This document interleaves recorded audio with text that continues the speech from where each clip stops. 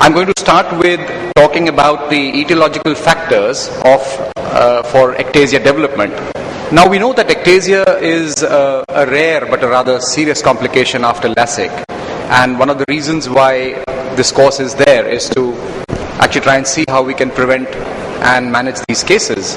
182 cases were reported following refractive surgery between 1998 and 2005 with an estimated incidence of 0.66% post LASIK.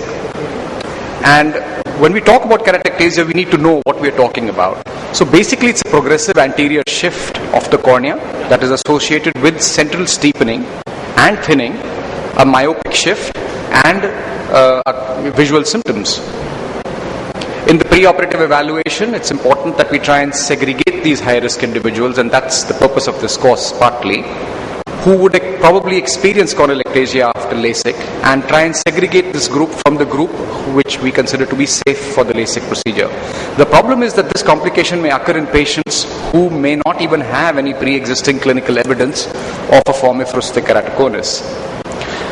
So what are the causes, at least in post-LASIK keratoectasia? The probable cause is a thin stromal bed, and this is on account of the mechanical tissue loss, probably owing either to undetected topographic abnormalities or an unpredictably thick corneal flap, or because of certain biomechanical properties of this tissue, such as poor hysteresis and a low corneal resistance factor, which I'll deal with. There's also a theory that there may be late stromal melting in these patients, but there is a report showing that there was no underlying inflammation in the excised corneal button after the LASIK. So it probably suggests that the primary reason why these patients become ectatic is that there's not enough tissue in the stromal bed holding the cornea. So the risk factors would be a pre-existing keratoconus or a formifrostic keratoconus, which can be picked up under topography, thin corneas at baselines, which can be picked up by a pachymetry, and of course a thin residual stromal bed, as in excessive ablations, or a thick unpredictable corneal flap. The younger patients, more at risk to develop ectasia. Irregular corneal thickness, we may think that the central cornea is okay, but the cornea may be irregularly thick in other areas. Diverse ablation rates. Now, this is the problem where, at least in the earlier years, where tissue-saving nomograms were not available, and also using different technologies, there's a different cutting that's there for each diopter treated. And so diverse ablation rates on these machines can produce an unpredictably thin stromal bed.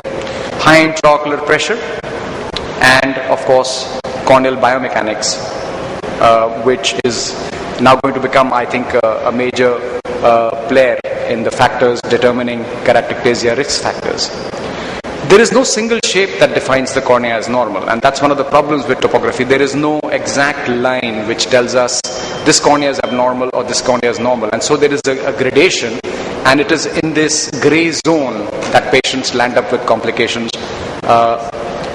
So the elevation of the back surface has become of extreme importance in diagnosing patients of early keratoconus, and also post-LASIK ectasia for that matter. And both the pentacam, which is a rotating Scheimpflug device, and the OBSCAN or other means of corneal topography have become extremely useful. Now we know that in the keratoconus suspect group, these are some of the red flags: a higher mean posterior elevation, a difference of superior-inferior difference or an irregularity of more than a diopter and a half at the 3 mm zone, and 2.5 diopters at the 5 mm zone, and thin corneas less than 500 microns, plus some of the ratio of the radii between the anterior BFS, the best fit spheres, and the posterior BFS. Some surgeons feel that a minimum thickness of 500 microns should be considered as a cutoff value. However, there are reports that suggest that LASIK and PRK have been safe and fairly predictable even in patients with thin corneas. So should the LASIK really be performed in a cornea with less than 500 microns of corneal thickness? So one must be certain that there's normal topography, a normal exam on slit lamp, a stable refraction, and a symmetry between various parts of the cornea and also between the two eyes. Because that gives us a certain degree of certainty that we are not dealing with a keratoconus, but just with a thin cornea, which is otherwise normal in all other aspects. The flap thickness is extremely important, and The flap thickness may vary depending on the kind of keratome used from what is determined or what it is set at by between 20 and 50 microns.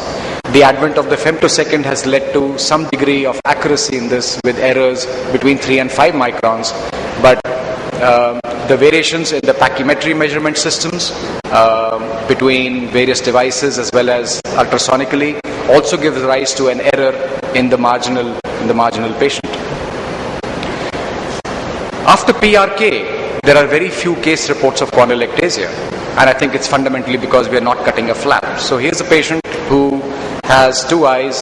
The right eye has a 5.5 diopter sill, spherical with a 2 diopter sill with a 485 thickness, and on the left a 6 diopter spherical with a 1.25 sill at 500 microns, and the right eye underwent a surface ablation, the left eye underwent a LASIK, and guess what happens after 2 years?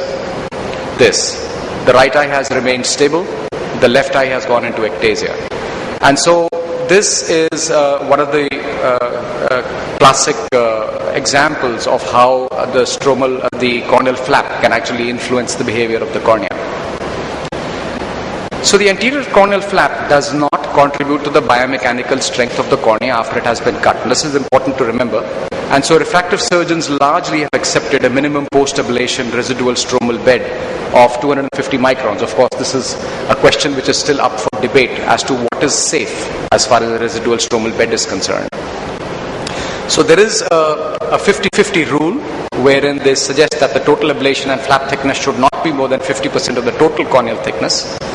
Barraquet many years ago recommended that the minimal thickness of the posterior stromal bed should be 300 microns, and we have now reports of post-operative ectasia having been confirmed even with a residual stromal bed thickness of more than 250. So obviously there are other factors. In an ectasia review, 78% of patients with formiferous keratoconus or highly myopic eyes with a residual stromal bed of 250 microns underwent ectasia, whereas 11% of patients with ectasia had a residual stromal bed of more than 250 but had a total corneal thickness of less than 500 to start with. So these were at high risk patients as well. Certain risk scores have been created. This is one which has keratometry between grade 1, 2 and 3, oblique cylinders, pachymetry, the posterior surface elevation, difference between the superior and the inferior powers or the IS difference, and the posterior best fit sphere and anterior best fit sphere ratios, and they have graded them from 1 to 3 and given them points. And in an analysis they found that patients with a score of 7 or less had successful LASIK, no patients experienced any ectasia. Those between 8 and 12, 59% of them were ectatic, and those with a score of 21, 100% of them developed post-LASIK ectasia. And so these are validations of these risk scores. Another one created by Bradley Randleman and Trackler et al. Used the preoperative topographic pattern, the residual stromal bed thickness, age, preoperative corneal thickness, and the degree of myopia in the ectasia risk score system. And they again gave them marks or grades according to what was there between grade 0, 1, 2, 3 and 4, and the total was added, and 92% of eyes with ectasia were correctly classified as being at high risk, but 6% of controls who were otherwise normal were also incorrectly classified as being at high risk. So in spite of the best of technologies that are now available, there are still patients who will get incorrectly classified either as false positives or as false negatives. The corneal biomechanics is now an emerging area and a factor which is going to be looked at, or is being looked at very seriously, because the plasticity and the viscoelasticity of the cornea influence ectasia development. And a host of new technologies and machines are coming in, the foremost being the ocular response analyzer, where they look at the corneal hysteresis, which characterizes these biomechanical properties better than just thickness, dynamic corneal imaging, as well as holographic interferometric imaging techniques. In the ORA, the normal signals need to be identified, and here we can see a patient with a normal ocular response analyzer scan, which shows that These are nice clean points on the raw signal, similar signal amplitudes between the in and the out applanation peaks, and fairly smooth raw signals with both the IOP-CC, which is the intraocular pressure compensated for cornea, and the IOP-G, which is the Goldman pressure, being close and within the normal range, along with the CH and the CRF. The baseline signal is flat and nearly the same amplitude on both sides. In keratoconus, what happens? The signal gets truncated, the CH falls, the CRF also goes down. There is low amplitude of the peaks. There are sharp, thin peaks in the rebound or in the ricochet phase. There's a raw signal bounce, and as well as a much more noisier signal, because this cornea actually flutters as the imaging is taken up. These noisy signals cause less repeatable values, and that is one of the disadvantages that is there in these assessments. In a subclinical keratoconus signal, the signal looks nearly normal, but it has a low corneal hysteresis and a low corneal resistance factor. The IOP-CC is higher than the IOP-G. They are low amplitude peaks. There's a rapid P2 raw signal fall-off with the ricochet bounce and noisy signals.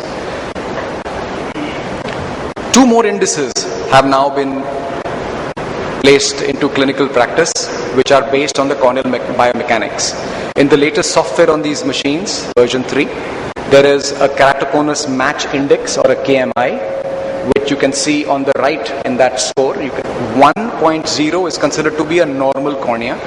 Scores higher than 1 are considered to be better and better. Scores falling off become worse and worse. That means these are patients going more and more towards a keratoconus picture rather than a normal picture.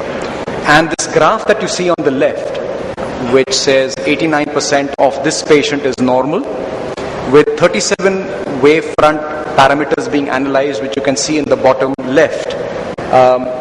You can see that these individual values that are being picked up have been put into a match, and 89% chances are that this patient has a normal cornea, 10% chances are this is a suspect cornea. So even any device is